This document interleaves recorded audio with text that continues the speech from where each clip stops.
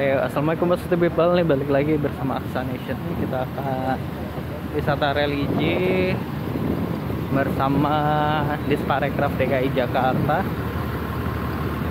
Terus bersama Jakarta Content Community juga. Kita akan keliling menggunakan bis Metro Trans. Sewa. Halo Pak, depan ya Pak? Depan sini apa depan mobil? Depan mobil boleh Pak? Kira di depan mobil.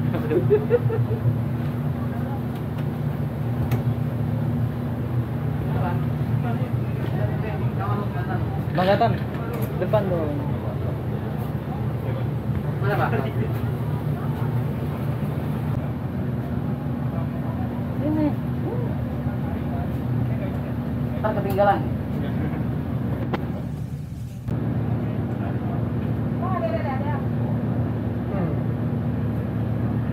Kakak ikut?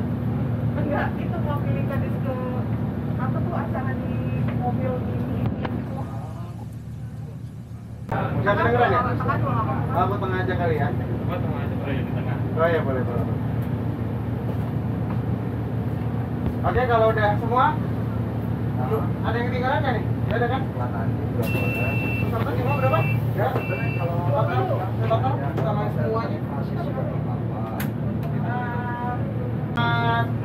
Apa nih? Selamat siang semuanya teman-teman. Mau puasa? Ya, semoga yang nggak puasa juga bisa kita semua jalan-jalan di wisata religi ya, gitu ya. Nah, kebetulan saya dari DPD HPI DKI Jakarta. Kita adalah organisasi yang memadai pemandu wisata di Jakarta. Dia nasional, cuma kebetulan saya dari Jakarta aja. Gitu. Dan hari ini kita akan jalan-jalan wisata religi, di mana kita akan ke Masjid Ramli Musofa. Ada udah pernah sana? Sudah. Ada udah ya. Itu nanti kita akan lanjut ke Masjid Cikini. Ada yang tahu Masjid Cikini? Oke, nanti kita ke sana. Habis itu nanti ada Masjid Lauca ya. Masjid Lauca. Habis itu terakhir kita akan di lokasi tempat waktu kita nggak begitu banyak. Jadi tolong dimanfaatkan waktunya dengan sebaik-baiknya buat yang mau bikin konten ya, bikin konten dan segala macamnya. Terus habis itu juga karena kita sih ngejarnya pasti buka puasa di tempat buka puasa kita. Ya, semoga perjalanan kita semua lancar ya. Oke. Nah, sebenarnya kalau ngomongin wisata religi di Jakarta ini banyak banget teman-teman, banyak banget. Karena apa namanya, memang kan awalnya kalau kita dapat cerita tentang Jakarta ya, Jakarta ada yang tahu tahunnya tahun berapa? Tahunnya aja, tahunnya. Ya, kalau tanggalnya saya pasti ingat kan. Tanggalnya ya, tanggalnya berapa? 495 tahun yang lalu. Iya, 20/27 ya gitu. Nah, itu pun sebenarnya apa namanya, kisahnya pun juga nyangkut sama kisah-kisah penaklukan dari kerajaan Islam gitu. Dimana tadinya kan kalau ngomongin Sunda Kelapa ya tadi namanya itu Kalapa. Kita kenal pelabuhan itu, kita dulu namanya Kalapa. Nah, pelabuhan Kalapa itu dulu pelabuhannya kecil, nggak terlalu besar, tapi apa namanya, kan yang besar justru pelabuhan Banten. Karena pelabuhan Banten tuh zaman dulu itu udah jadi kayak lokasi buat perdagangan merica atau lada ya, lada waktu itu. Dimana memang pada satu Banten besar, nah ada pelabuhan kecilnya nih, namanya Kalapa, yang dimiliki sama ketika waktu itu Sunda itu sudah punya hubungan yang sangat manis sekali dengan namanya Portugis. Itu manis sekali karena Portugis selalu membeli lada dari kerajaan Sunda, makanya kerajaan Sunda waktu itu sangat besar. Nah, kerajaan Sunda sendiri itu dia ada ibu kota waktu itu Pakuan Pajajaran namanya. Ada yang bisa nebak nggak Pakuan Pajajaran di mana? Di Bogor ya. Kalau dulu kan kita apa? KRL Pakuan ya. Nah, itu Bogor tuh langsung biasanya zaman dulu tuh. Nah, Pakuan Pajajaran itu lokasi di Bogor. Dari Bogor mau ke Sunda Kelapa bisa jadi membutuhkan waktu sehari atau lebih gitu. Padahal itu pelabuhan paling dekat yang mereka punya waktu itu. Nah, terus habis itu kisahnya lagi di mana Portugis sudah mulai merasa karena kekuatan kerajaan Islam sudah mulai besar, khususnya kerajaan Demak. Ya, waktu itu sangat besar sekali kerajaan Demak. Karena kerajaan Demak itu disinyalir sebagai penerus dari Majapahit waktu itu ya, karena kan Majapahit kita tahu sendiri Dia dari Hindu Buddha akhirnya keturunannya berubah jadi Islam semua dan jadi kerajaan Demak. Terus habis itu juga ada habis renovasi. Udah ya. Nah ini makin keren banget ya. Cuman mungkin perlu sedikit masukan kalau dari saya. Saya bingung kalau parkir bis di mana. Yang pertama, nah ini mumpung ada dinas. Ya. Saya mau memberikan aspirasi, ya kan? Kali aja nanti bisa disalurkan gitu. Di sana ada? Di sebelah sana. Oke, di sebelah Pertamina. Oh, depan Pertamina. Bisa parkir di situ ya? Wah, tentang Taj Mahal. Pak, bikin kayak gimana Pak? Nih, biasanya ini punya saya dibikinlah masjid itu dengan gayanya gaya Taj Mahal mini lah bahasanya, gitu ya. Ya kalau dari artikel yang saya baca, apa namanya kadang-kadang juga apa bilangnya masjid kalau Taj Mahal dibuat atas dasar kecintaan terhadap istrinya, kan? Kalau ini atas dasar kecintaan pada Islamnya. Kita generalisir, nanti kurang lebih seperti apa. Nah ini dia masjidnya, kita udah sampai. Silakan kita di sini berapa menit Mbak Rita? Kita di sini 30 menit teman-teman. Ya. Nanti di dalam ada yang akan ngasih juga sambutan. Jadi kalaupun memang mau ambil bagian silakan. Oke, alhamdulillah kita udah sampai di Masjid Ramli Mustofa. Masih bersama JCC dan konten kreator Jakarta lainnya.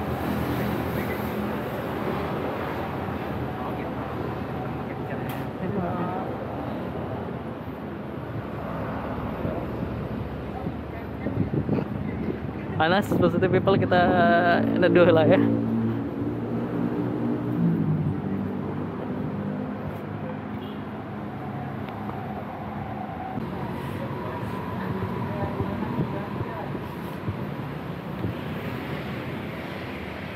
Sebelumnya Aksan emang udah pernah kesini ya, positive people udah pernah liputan masjid ini waktu itu udah, tapi kita kesini lagi karena kita sekarang emang tur wisata religi bersama Desparekraf JCC dan sebagainya.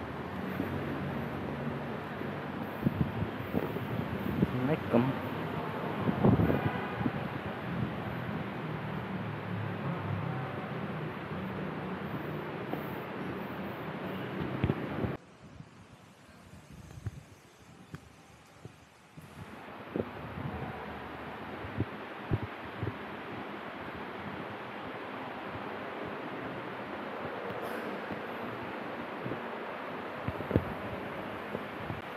Di depan bisa.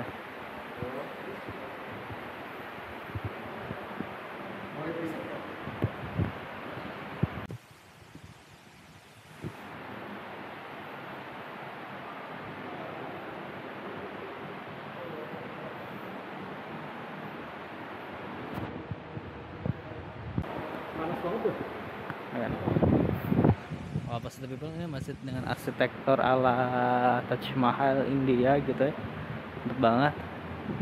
Jadi bisa jadi inspirasi buat kita semua dengan tiang-tiang yang tinggi juga.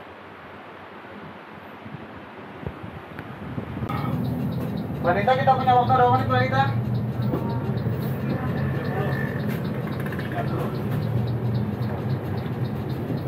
30 menit?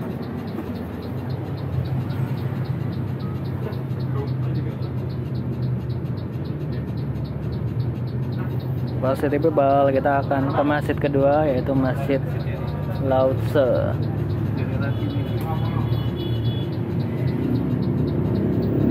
Warna merah. Oh, di sebelah kiri. Sebelah kiri ya? Iya, tingkatnya tukang mie depannya. Iya, iya. Iya. Kalau bungkus sudah kayak enak. Berarti pasti tahu sekarang. Oke, ini kompleknya teman-teman semua ya.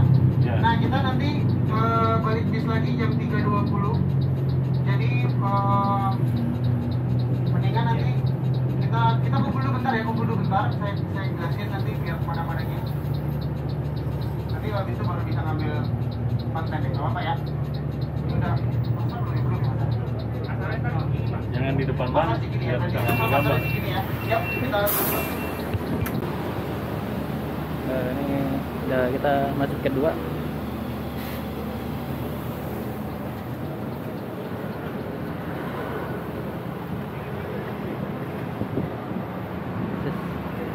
kita di Masjid Lao-Tse. Ini namanya Masjid People, masih dengan arsitektur gaya Tionghoa.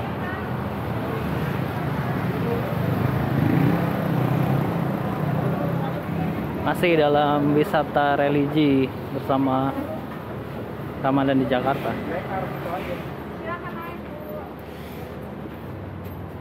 Ibu, assalamualaikum. Ini sudah teras.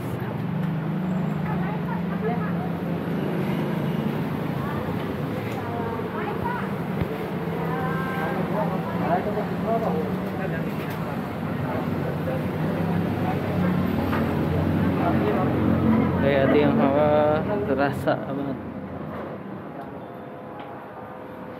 Oh, ini ada kaligrafi dengan konsep ala Tionghoa juga.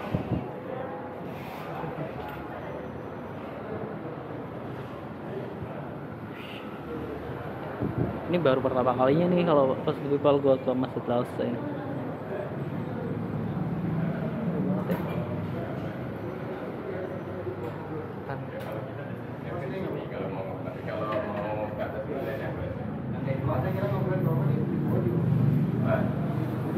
Kalau silakan ya, mau di atas ke lantai 3, silakan. Kalau mau di sini dan kalau mau di alam di sini. Silakan ya, mau ditaruh di sini.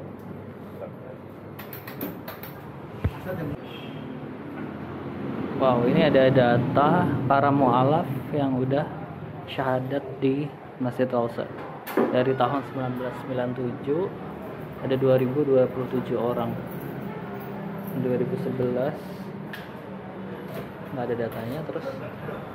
Nah, ini pada tahun 2022 Januari ada 5 orang, Februari ada 8 orang, Maret ini ada 12 orang, April belum ya karena April masih berjalan.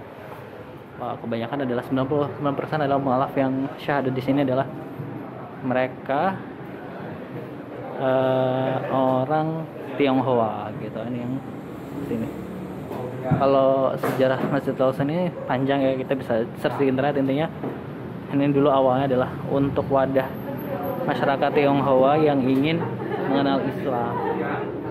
Oh, ini tempat wudhunya, tempat wudhu pria.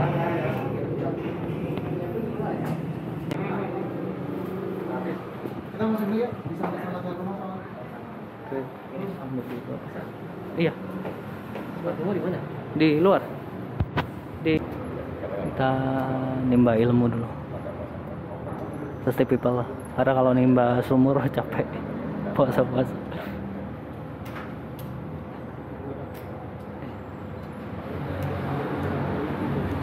Ketemu sama Pak Ikari itu Pak. Ini Pak Ikari ini kalau saya tahu ini Pak.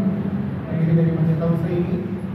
Jadi mungkin Bapak kita sedikit tentang Masjid Lao-Tse Pak. Nanti mungkin teman-teman ada yang nanya, silakan aja. Mungkin waktu kita nggak banyak, karena kita mau lanjut lagi, tapi tadinya ada Pak yang bisa cerita di sini. Silakan Pak Ikari boleh cerita sedikit tentang Masjid Lao-Tse. Waalaikumsalam. Sebelumnya saya ceritakan awalnya dari Masjid Lao-Tse ini, kami berdirinya itu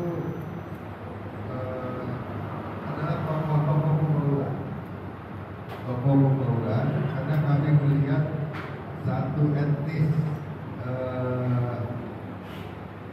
di Indonesia, etnis Cina atau Jawa ini agak tidak bisa membaur, tetap dibedakan karena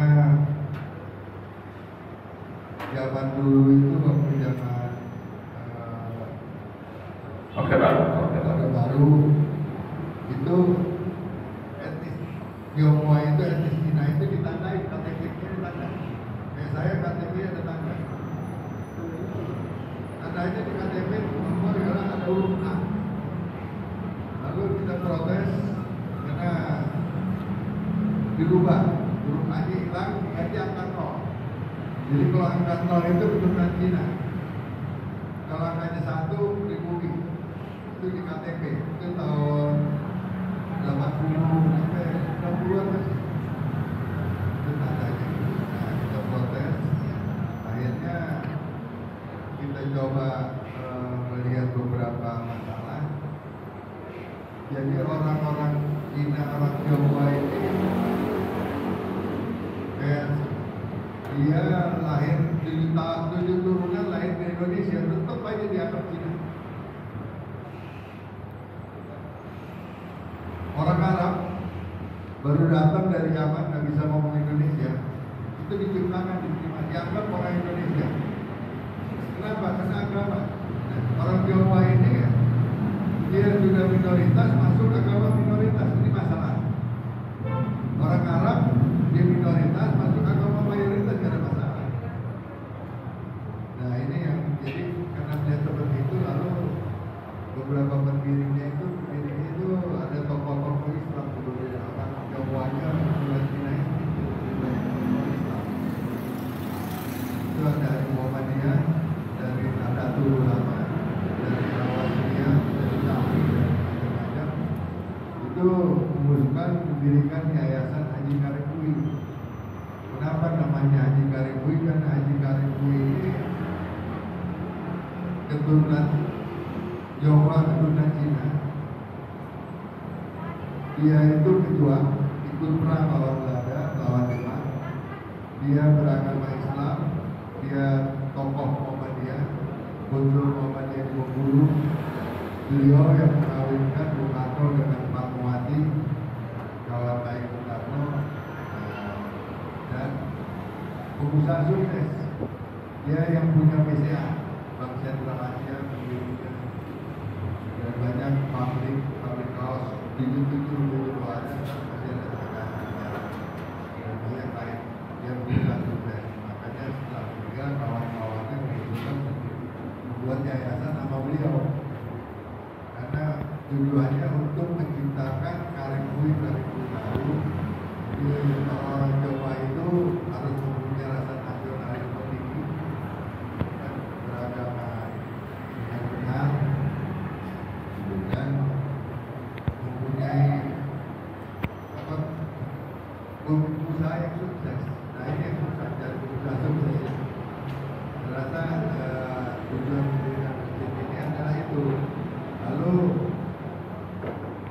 kita mendirikan yayasan dan mendirikan masjid ini tujuannya untuk supaya orang-orang Jawa itu tahu bahwa ini ada Islam, jadi orang datang masuk di mari ini seperti merasa rumah sendiri. Karena mana mungkin orang Jawa, orang Cina itu datang ke masjid Istiqlal nanya masalah Islam yang aneh-aneh. Kenapa orang Islam teroris? Kenapa orang Islam boleh kawin 4? Kenapa babi Arab? Nggak berani dia orangnya. Nah kalau pengajian itu dia orang nanya, dan kita jelaskan bedanya itu banyak. Jadi sehingga banyaklah saudara-saudara keturunan Jawa itu datang kemari, akhirnya mereka masuk Islam. Sudah ribuan yang masuk Islam. Sudah sholat. Serasa itu dari saya, silakan kalau ada yang mau bertanya.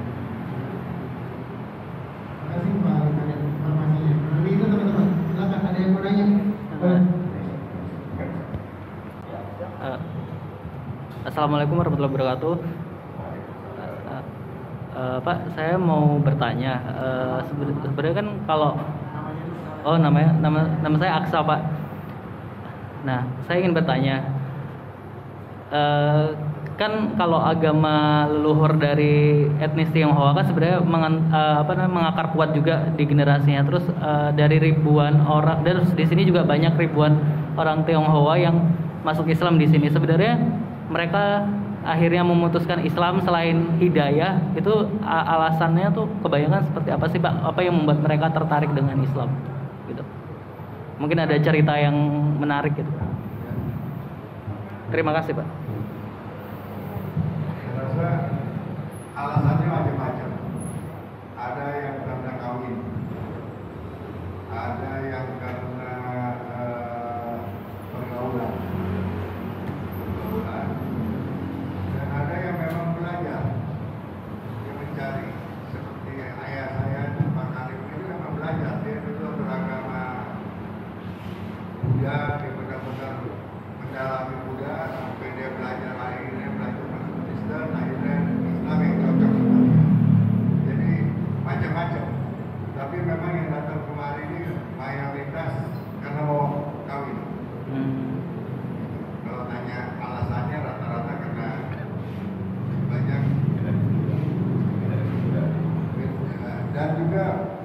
beda zaman dulu sama zaman sekarang. Kalau zaman sekarang generasi muda, banyak anak muda. Malah ada yang kuliah, ada yang masih sekolah, yang SMA masuk SMA ada. Kemarin juga kita tolak, ada yang tadi SMP mau masuk itu kita tolak untuk punya KTP. Karena nanti kita dituntut sama orang tuanya kan. Jadi mayoritas itu, tapi banyak juga yang memang belajar. Dan Islam itu orang istilahnya masuk Islam atau mendapat hidayah itu macam-macam. Memang banyak orang nanya, kamu ustaz-ustaz yang baru-baru ini, kamu masuk Islam mau kawin ya? Itu banyak kayak gitu. Tapi kalau kita mau tahu, itu penyebabnya nggak tahu. Dia dapat dia karena kawin, akhirnya dia bisa lebih baik daripada istrinya atau suaminya yang tidak menjalankan agama, malah dia lebih rajin. Sudah. Oke, silakan lagi. Boleh yang mau nanya? Ya, silakan. Sama saya Rizky, saya mau bertanya gini Pak, bentuk dari bangunan masjid sendiri itu ada filosofinya atau ada cerita seperti apa terkait dengan bentuk atau desain?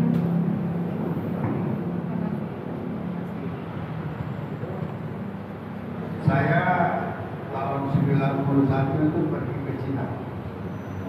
Saya dapat undangan buat Majelis Ulama waktu itu membuka hubungan Indonesia dengan Cina itu Majelis Ulama Indonesia. Saya waktu itu masih muda sekali, tahun 91, tahun 90. 91 ini masjid belum jadi. Saya ke Cina dibawa sama imam dari sana ke masjid. Sampai di masjid saya kaget. Saya bilang kita mau ke masjid bukan ke kelenteng. Karena masjid di sana itu persis kelenteng, nggak ada beda. Jadi begitu saya masuk masjid itu biasanya ada halaman. Itu terbang, ada halaman. Begitu masuk ke halamannya saya kaget. Ada angklung, tahu angklung?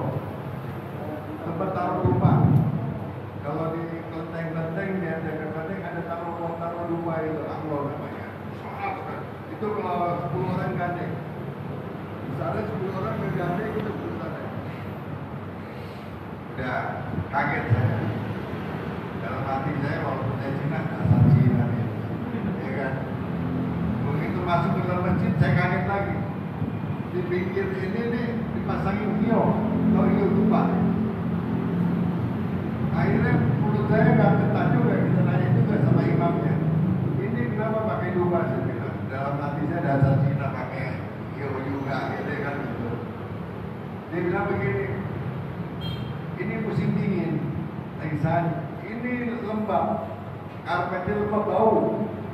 Makanya pasang rumah itu menghilangin bau, bukan buat nyembah sesuatu lain. Ya kayak kita aja pergi, kalau ada yang pernah ke Arab itu di warung-warung itu bakar tumpah, bakar gaharu, bakar menyan.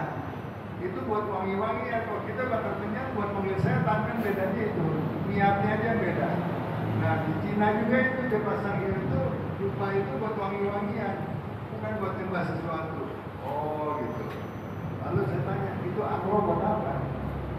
Kosong. Anglo itu bersih, udah kuningan besar. Dia bilang begini, zaman dulu itu masjid sudah 1000 tahun umurnya. Zaman dulu itu listriknya ada. Jadi kayak musim dingin begini, kita pasang api unggun. Di anglo itu pasang api unggun. Oh itu saya ngerti. Nah saya ngerti supaya Bapak tanya seperti lalu saya pulang, saya pikir bangunannya seperti ini. Kalau tanya filosofi. Nah, Positive People, karena ini terletak di antara ruko-ruko perkantoran gitu ya. Jadi Masjid Lao Tse ini hanya buka kalau di hari biasa di luar Ramadan tuh buka untuk sholat zuhur dan asar aja, jadi nggak ada sholat subuh, nggak ada sholat maghrib atau sholat isya.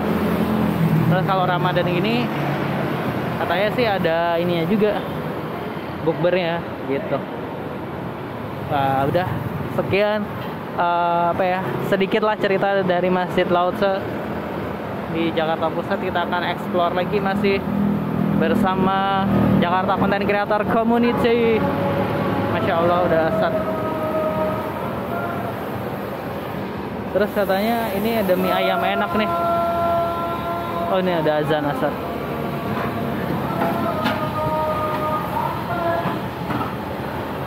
Ini katanya ada mie ayam enak di masjid, bukan Masjid Lao Tse. Cuma kita lagi puasa. Nah, dia meninggal tahun 88. Nah, anaknya Ali ini akhirnya yang membuat Yayasan Haji Karifoy tahun 91. Gitu. Nah, di situ ya tadinya cuma yayasan doang, akhirnya menjadi sebuah masjid karena banyak dukungan dari banyak pihak. Dan tadi menarik tadi katakan, karena berkali-kali saya bawa wisata masjid dan wisata religi seperti ini, bisa sampai Isman yang tadi ada gitu. Dan tadi ini kita lihat ini semua ruko, bahkan ada konten sebelah sini dua konten dari mana? Jadinya emang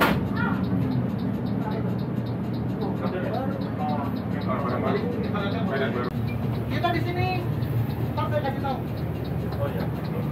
Ya, kita sampai ke Masjid Ciki nih. Tuh dia. Di sini kurang lebihnya 30 menit juga, tapi kita sholat asar juga. Terus ini masjidnya. Nanti kalau misalnya nggak ada yang cerita dalam, ntar saya ceritain di dalam ya. Yang pasti ada lambang tuh di depan, bulan sabit bintang. Nanti saya ceritain itu lambangnya apa. Bukan. Ini ada satu-satunya. Oh, ada satu.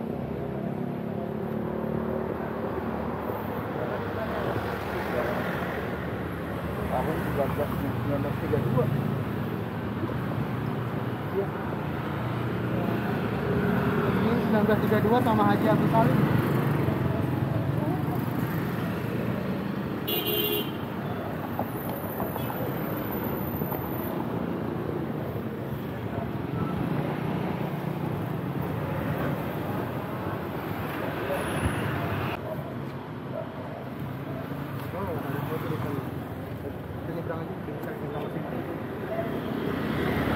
Mari kita nyebrang. Oh, es cincau sudah mangkal.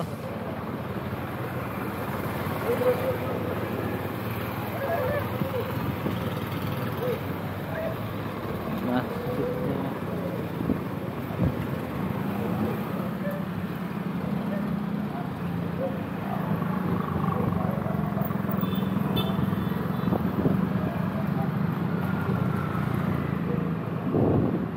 Ada lambang bulan bintang. Ini kayak masih kayak zaman Belanda gitu.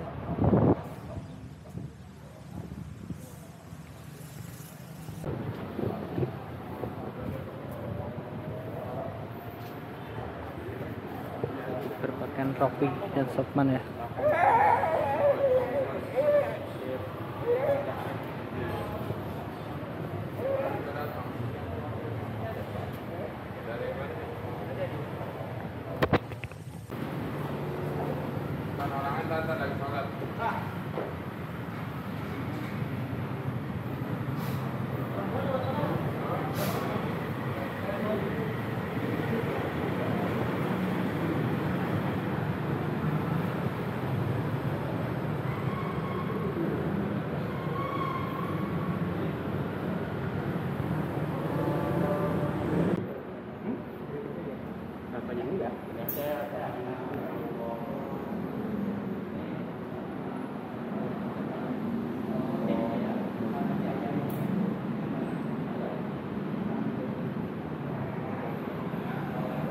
Nah, terus ada people inside. Masjid Raden Saleh ini udah berdiri dari tahun 1940-an. 1840.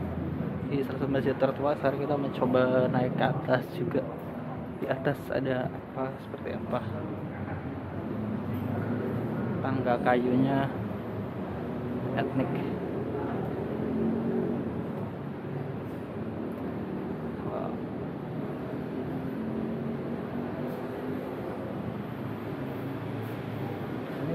apa ini kalau atas?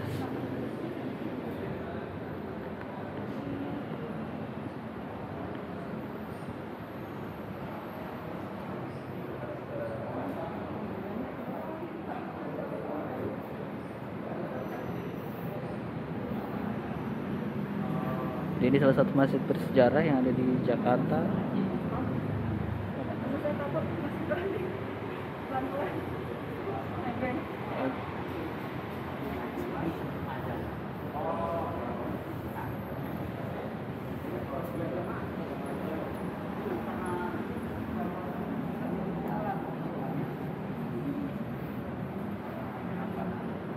Jadi masjid kecilnya 2 lantai. Masjid kecilnya 2 lantai. Oh, Buat sholat tuh Jadi dulu waktu Pak Anies ini belum diperbaiki, Pak Anies kan naik sih sampai sini takut dia. Jadi sampai terbongkar gitu, sampai kerubuh. Iya. ini Pak, Bapak. Iya.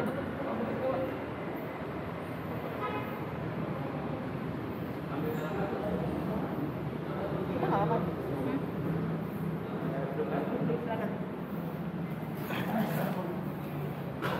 Dengan Haji Sahrani saya. Assalamualaikum warahmatullahi wabarakatuh. Waalaikumsalam. Saya Haji Sahrani sebagai Ketua DKM Masjid Jami Cikini Al Makmur, Jalan Raden Saleh Raya nomor 30 Jakarta Pusat. Keberadaan masjid ini awalnya itu adanya di area rumah sakit Cikini. Rumah sakit ini itu adalah kepunyaan Raden Saleh yang disebut juga Sarip Bustaman. Sarip Bustaman itu kelahiran Semarang tahun 1811. Nah, beliau pada tahun 1840 dia mengembara ke Eropa. Setelah itu dia menjual pulang dari Eropa selama 10 tahunan. Dia jual ke tanahnya kepada Yayasan EMA. Separuhnya ini yang sekarang jadi masjid ini itu diwakafkan untuk masjid. Terus dulu itu katanya sempat pindah ya Pak dari dalam area situ dipindah itu karena digotong Pak. Ya. Karena masjid itu segede apa Pak digotong? Jadi masjid itu digotong. Tadinya kan di dalam rumah sakit areanya, tapi dipindah ke sini dengan cara digotong. Nah saya bingung gotong itu yang mana Pak yang digotong Pak? Jadi gini, dulu sejarahnya ya, makanya dipotong itu. Dulu kalau yang namanya langgar ya namanya, kalau orang bahasa Jakarta itu langgar itu atau surau. Nah, sekarang namanya surau. Nah, surau itu berbentuk panggung, terdiri dari bilik dan bambu ya. Bilik bambu itu simbol daripada masjid gitu. Jadi pada waktu itu di dalam, setelah Nyonya Emma menguasai tanah untuk rumah sakit dan gereja, ya keberadaannya tidak ini kan tidak mungkin ada di situ kan, karena haknya dia dipindahkan tahun 1890 di sini. Di sebelah kanan. Nah, dibuatkanlah surau. Makin lama bertambahnya penduduk, dibuatkanlah kemari. Nah, sekarang 1932 ini jadilah hasilnya. 1932 ini. 1932 ini adalah hasil dari pada masyarakat Cikini Binatu. Yang sekarang namanya Raden Saleh II. Orang masyarakat Cikini Binatu lah yang ini yang membangun pada itu. Dan bangunannya ini terdiri dari pasir, kapur, dan batu merah diayak. Batu merah diayak Tanpa semen. Oh nggak pakai semen Pak? Ya, kalau nanti bisa kita saksikan gitu. Bisa lihat ya, kita saksikan. Betul apa enggaknya gitu. Nanti bisa kita saksikan. Terus Pak, waktu itu masjid ini dibangun, tapi ada lambang itu Pak, bulan bintang tuh Pak, itu lambang apa tuh Pak? Itu bulan bintang itu adalah simbol daripada PSII. PSI, bukan Nah, PSSI ya? PSII, Partai Serikat Islam Indonesia. Nah sekarang juga kan ada juga PSII. PSII itu dulu sama sekarang lain. Kalau PSII dulu itu terdiri dari satu partai Islam. Partai Islam itu terdiri dari Masyumi, NU, Muhammadiyah kumpul di sini. Nah, yang dipimpin oleh HS Dr. Aminoto berkumpul di sini. Tujuannya adalah untuk mengusir penjajah. Jadi PSI itu Pak ya? Iya PSII. Oke teman-teman, ada yang mau nanya silakan tentang masjidnya atau tentang apanya? Masalah ubinnya, masalah. Tapi ini ubin asli Pak? Kalau ini yang aslinya. Yang ini aslinya? Ini asli. Ini tambahan. Karena melihat daripada pertimbangan ini banyak yang bongkar itu, yang ini baru ini kasih marmer itu. Ini yang asli dari sejaknya berdirinya. Nah, masjid ini asli sama mimbar asli. Mimbar asli itu. Asli masjid itu. Ini asli juga Pak? Ini enggak, ini karena sudah renovasi. Ini dia tetap asli. Yang asli Pak? Ini asli. Tidak akan ada perubahan sama jendela-jendela. Jendela ada 10 buah. Oh, dan depannya, Pak? pintu ada 7. Ada artinya Pak? Artinya enggak, ya, ada untuk sirkulasi. Kan nggak pakai AC. Nggak pakai AC, nggak pakai, hanya yang anehnya di sini pakai kipas itu, kipas sate itu. Iya, kalau hari Jumat itu disebar kipas itu. Oh, dia bisa pakai masing-masing, sendiri. masing-masing pribadi nah, begitu. Balikin tapi ya Pak? Dia inventarisasi di bawah, taruh di bawah tangga itu. Terus kalau pakai daerah yang masjid yang itu kapan Pak? Kalau masjid ini diresmikan tanggal 26 Mei 1995. Nah, pada waktu itu kan perluasan masjid itu bagaimana perluasan masjid. Jadi kalau ke masjid kan ke belakang, ini kok ke depan. Ke depan, iya. Nah, itu di sekeliling ini itu masih tanaman liar. Ini sekeliling ini tanaman liar. Jadi pintunya hanya di situ aja. Nah, di sini tambahan untuk apa? Kalau misalkan di sana ada penuh, masuk ke sini. Oke teman-teman yang mau nyali ya? Ayo mau nanya. Itu Masalah ragu, kalau ragu yang aslinya atasnya dekat mimbar. yang Kalau tadi dekat ini, mimbar. ah, Asli itu Pak. Ya wis kalau gitu Pak Salani teman-teman gak ada yang nanya. Cukup. Ya. nanti melanjutkan lagi. Keren kan? Dulu duduknya di sana, Dulu, di dulu, bawah dulu. tahun 50 ke bawah itu bukan di sana. Dulu nggak sekarang. Sekarang ya pencemaran. Iya iya. Ya wis kalau gitu teman-teman mungkin masih ada waktu sekitar 5 menit kalau emang mau foto-foto. Ya 7 menit ya 7 menit saya kasih 7 menit. Ya. 7,5. Silakan. Nanti langsung kumpul di bis lagi ya. Siap. Oke, makasih banyak Pak. Iya, iya, oke. Terima kasih Pak. Sampai kenapa Pak?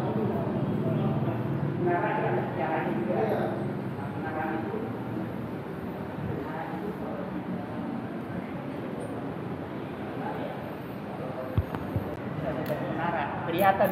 Oh, kita udah pada kumpul. Udah pada pergi. Baru pada pergi. Nah. Yang keduanya juga Kita begitu.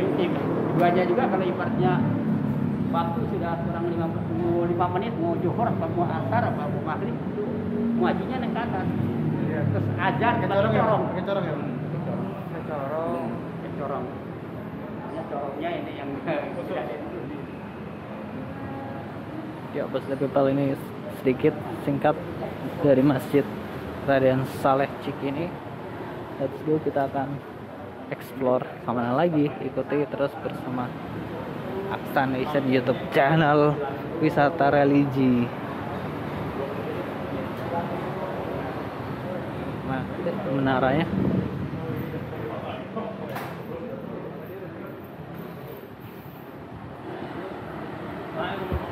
Nah, ini dia Positive People, tadi menara yang dijelasin untuk melihat para muazin kalau jam udah berkumpul dia akan azan dari menara ini.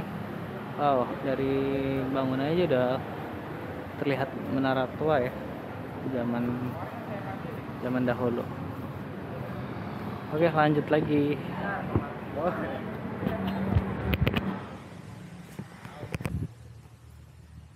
Yep, masjid terakhir atau masjid keempat yang bakal kita kunjungi adalah Masjid Al-Azhar. Kita udah pernah kesini ya Positive People, tapi kita nggak apa-apa sini lagi sekalian wisata Ramadan bersama Aksa Nation. Nah, Masjid Al-Azhar ini sempat menjadi masjid terbesar di Indonesia atau Jakarta di Jakarta sebelum Istiqlal dibangun.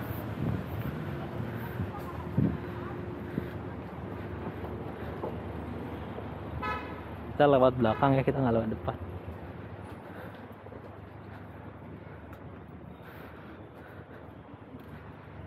Ramadan.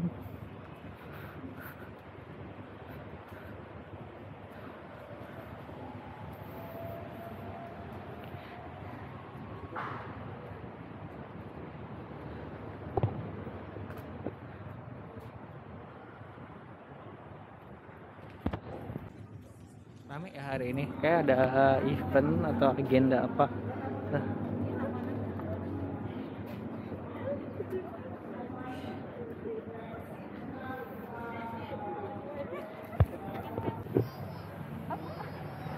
Halo Kak, nanya dong. Ini Kak siapa nih? Ini gabung aja gabung. Jangan kayak berantem. Ini Kak siapa? Kak Nadia sama Kak Ki. Kak gimana kenapa ikut wisata religi nih bareng Jakarta? Yang pertama karena mengunjungi tempat-tempat yang ikonik di Jakarta yang belum pernah dikunjungi juga, jadi kesempatannya bagus banget. Terus gimana tadi masjid-masjid yang dikunjungi? Nambah apa itu? Nambah pengetahuan sih sudah pasti. Ternyata di Jakarta ada tempat-tempat yang seunik itu, punya cerita yang seperti itu, ya berkesan sih. Kalau Kak Nadia mau nambahin?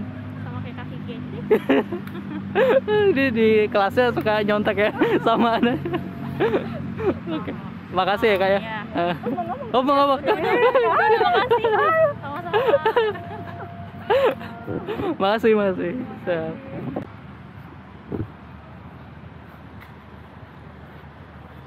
Nah, ini Al-Azhar di depan festival kali kita nggak masuk kayaknya karena sedang ada acara, tapi kita pernah kok masuk, jadi seru aja video exhibition.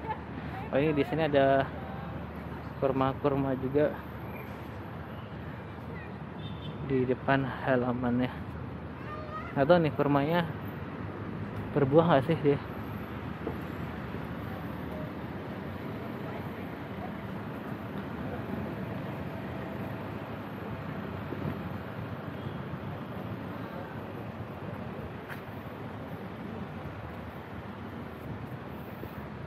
Oke, itu tadi beberapa rekomendasi masjid dari yang bersejarah, modern dan sebagainya yang bisa dikunjungi ketika teman-teman ke Jakarta. Lemes.